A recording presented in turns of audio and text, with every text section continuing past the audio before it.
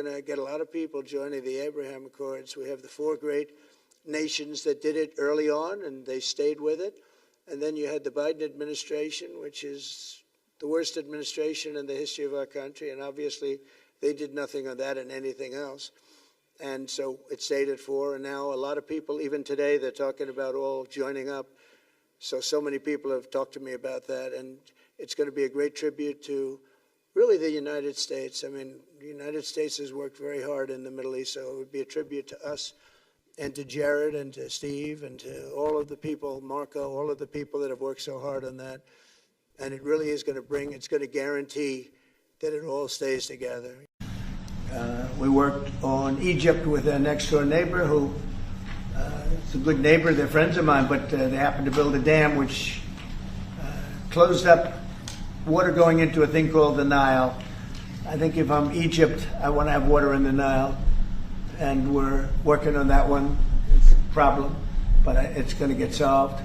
They built one of the biggest dams in the world, a little bit outside of Egypt. You know about that? You've been hearing about that one. And that turned out to be a big problem. I don't know. I think the United States funded the dam. I don't know why they didn't solve the problem before they built the dam. But it's nice when the Nile River has water. It's a very important source of income and life. It's the life of Egypt. And to take that away is pretty incredible. But we think we're going to have that solved very quickly. So a major project. But what about the funding source? The U.S. claim. Right. So when you look into the financing, there's really no credible evidence backing up the idea that the U.S. funded this dam. No evidence. None that holds up.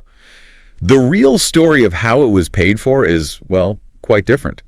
And honestly, pretty interesting. Okay. The dam has been funded almost entirely by Ethiopian sources. Ethiopian sources? How? For such a big project. Well, a lot was raised domestically. They used these things called diaspora bonds. Yes, I've heard of those, selling bonds to citizens abroad. Exactly. Leveraging that connection. There was a big one back in 2011, for example. Plus, huge public contributions from Ethiopians inside the country. So a real national effort. Very much so. Yeah. Now, other international lenders have played a part, sure, but not the U.S. government providing the main funding for construction. I feel it coming. I feel it coming, baby. I feel it coming. I feel it coming, baby. We are going to be signing numerous countries in the not-too-distant future, so that'll be great. While you are on the phone, could I ask you, how is the dam doing in Ethiopia? The largest dam in many, many years being built. Unfortunately, it stops water from flowing into the Nile, which causes Egypt a little bit of a problem, right, as it should. But Ethiopia built a dam. You know all about it probably, Bibi, but I've been dealing with Sudan on that. And I'm just curious, how is that going? Because you're really the third party involved with Ethiopia and Egypt and the dam. Are they working out their deal? Because I had a deal done for them. And then unfortunately, Ethiopia broke the deal, which they should not have done. That was a big mistake. And we've stopped payment to them of a lot of aid because they did it. And they will never see that money unless they adhere to the agreement. But they built a dam which stops water from flowing into the Nile. And you can't blame Egypt for being a little bit upset.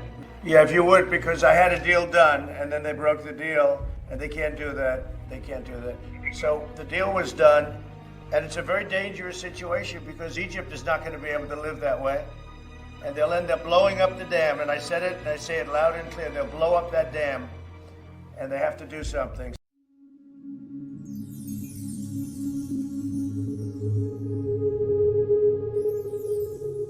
Woe to those who go down to Egypt for help, who rely on horses, who trust in the multitude of their chariots and in the great strength of their horsemen, but do not look to the Holy One of Israel, or seek help from the Lord.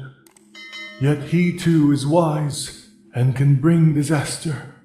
He does not take back his words.